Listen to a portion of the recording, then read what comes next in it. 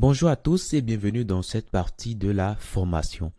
Dans cette partie, nous allons voir les opérateurs de comparaison. Alors, je vous ai laissé en ressource un dossier opérateur comparaison. Vous pouvez simplement l'ouvrir avec votre éditeur de code. Et une fois que c'est ouvert avec votre éditeur, il faudra l'ouvrir maintenant.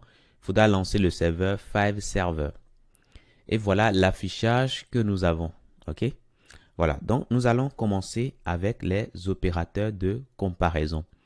Alors, les opérateurs de comparaison nous aident à tester des valeurs, ok?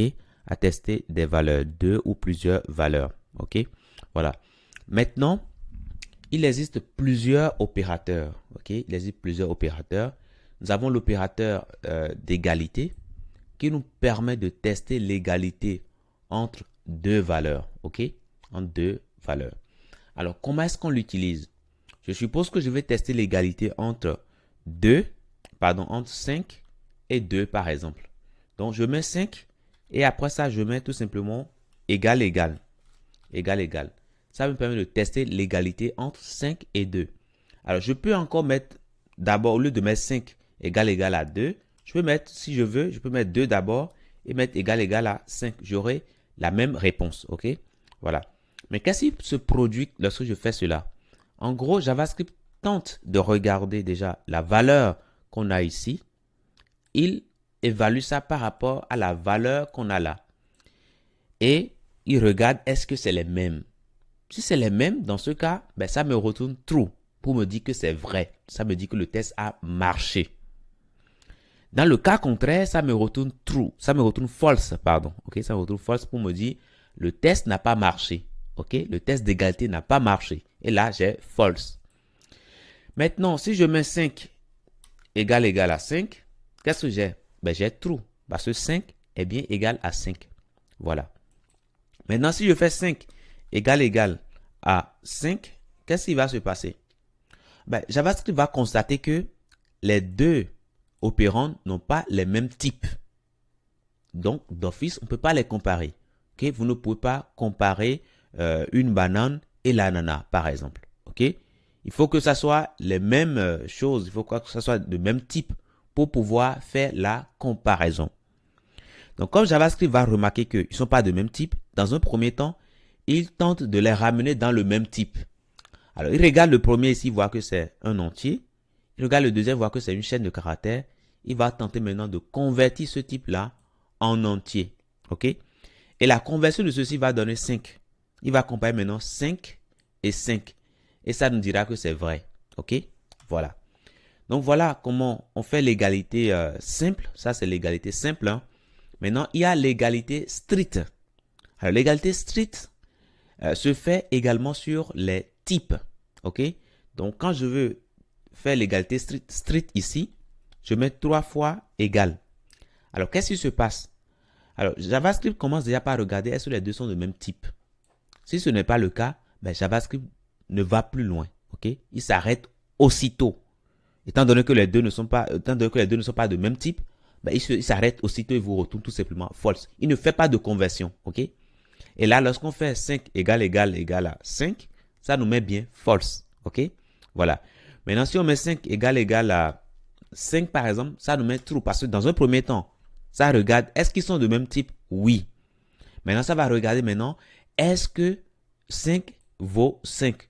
Et là, également, oui. Et là, ça nous retourne true. OK? Voilà.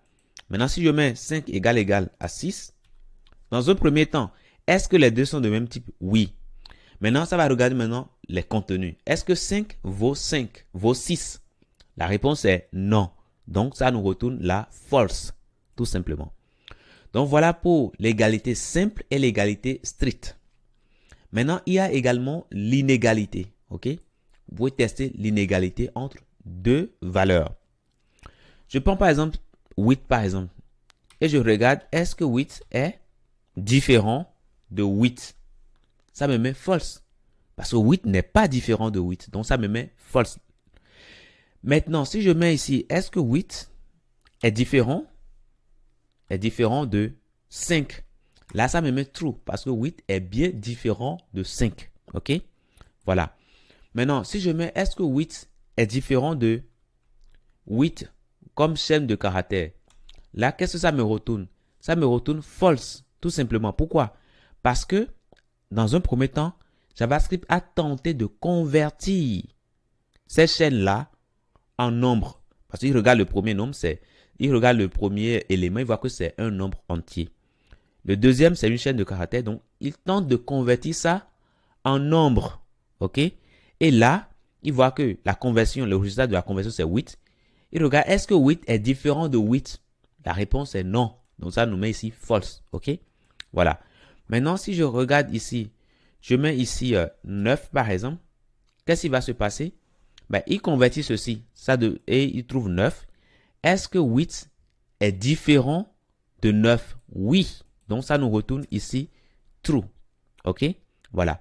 On peut également faire le test d'inégalité stricte. OK? Le test d'inégalité stricte refuse les conversions implicites. Donc, désormais, JavaScript n'aura plus le droit de convertir les éléments dans le même type. Il n'aura plus ce droit-là. OK? Il va simplement regarder d'abord, dans un premier temps, est-ce qu'ils sont de même type? Et après ça, maintenant, on va regarder les valeurs. Alors, si je prends ce test-là que j'ai réalisé plus tôt, en faisant ce test, je me rappelais que JavaScript avait fait quoi? Il avait converti le 8 qui était chaîne de caractères, en entier. Et ça avait trouvé 8. Et ça nous avait dit que 8 n'était pas différent de 8. Et ça nous avait dit false ici. Alors, si je mets le test d'inégalité stricte, qu'est-ce qui va se passer? En gros, JavaScript va regarder d'abord les types. Ils ne sont pas de même type. Donc, d'office, ça me dira que ceci est strictement différent de ça. Déjà, ils ne sont pas de même type. Comment voulez-vous qu'on puisse les comparer? Vous prenez la banane et l'ananas, par exemple. C'est vrai que c'est des fruits, mais ce n'est pas les mêmes fruits. Donc, du coup, c'est quand même un peu difficile de comparer. Donc, lui, il voit que c'est de différents types. Et là, il ne va plus loin. Il dit simplement que 8 est bien différent, est bien strictement différent de ce 8-là qu'on a, qui est sous forme de chaîne de caractères. Donc, voilà comment on fait le test de l'inégalité stricte. OK? Voilà. Maintenant, si je fais ça, par exemple, je mets 9 là, par exemple, qu'est-ce qui va se passer? J'aurai tout le temps true. Pourquoi? Parce que le type, déjà, on n'a pas les mêmes types, donc du coup, on y va plus loin. OK? Voilà. Maintenant, si je mets, par exemple, 8 ici, par exemple, déjà, ils sont de même type. Maintenant, il regarde maintenant, est-ce que 8 est bien strictement différent de 8? C'est non. Donc, ça nous met false. Maintenant, si je mets 9 ici, ça regarde déjà, ils sont de même type, donc c'est bon, on peut aller plus loin. Est-ce que 8 est strictement différent de 9? C'est oui, donc ça nous retourne tout simplement true. Alors, j'ai simplement utilisé directement des nombres que j'ai écrits sur l'entrée. Mais notez que vous auriez pu utiliser des variables, tout simplement.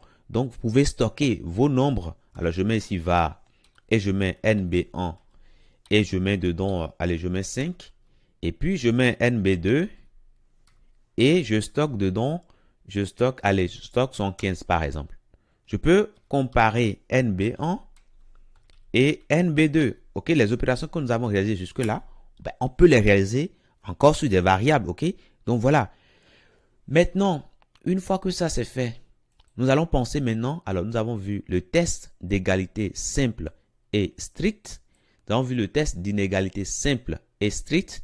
Ça reste maintenant les tests de supériorité, d'infériorité. OK? Alors, si je prends le nombre 8 par exemple, je peux regarder est-ce que c'est supérieur à 8. OK? Alors, quand je mets comme ceci, ça, c'est le premier nombre. Si je mets le chevron fermant comme ceci, comment est-ce que je peux lire cela? Alors, vous voyez que ici, c'est-à-dire sur le côté gauche ici du symbole, j'ai 2 points. J'ai un point en haut là et un point en bas là.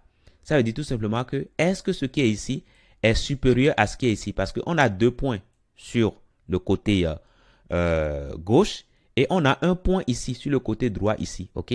Donc, c'est un moyen mémotechnique de pouvoir savoir ce que signifie ce signe-là. Donc, ça signifie tout simplement supérieur parce qu'on a 2 ici et nous avons 1 là. OK? Voilà, on a deux points là, on a un point là. Donc voilà, ça signifie supérieur. Donc du coup, on regarde, est-ce que 8 est supérieur à 8? Est-ce que c'est plus grand que 8? La réponse est non. 8 n'est pas plus grand que 8. Donc ça nous retourne tout simplement false. Maintenant, je peux regarder, est-ce que 8 est supérieur à 9 par exemple? Là, ça me retourne encore false. Parce que 8 n'est pas supérieur à 9. OK? Maintenant, il y a également les tests d'infériorité. OK? Je peux regarder, est-ce que... Alors là, je mets tout simplement ceci. OK? Et là, si j'ai un ici, OK, un point là et deux points ici, ça veut dire tout simplement que, en gros, ici, je suis en train de regarder, est-ce que ceci est inférieur à ceci? OK? Et là, la réponse est bien true. Donc, voilà pour les tests d'infériorité et de supériorité. Maintenant, on peut également faire le test de supérieur ou égal. OK? Donc, si je mets 8, est-ce que 8 est supérieur ou bien égal à 8? Dans un premier temps, on va tester la supériorité. Est-ce que 8 est supérieur à 8? Non. Maintenant, on va tester maintenant l'égalité. Est-ce que 8 est égal à 8? Oui. Donc, on va retourner tout simplement true. Et c'est ce que nous avons ici. OK? Voilà, lorsqu'on fait entrer, c'est ce qu'on a. On peut également faire le test de inférieur ou égal. OK? Donc, je mets 9 là.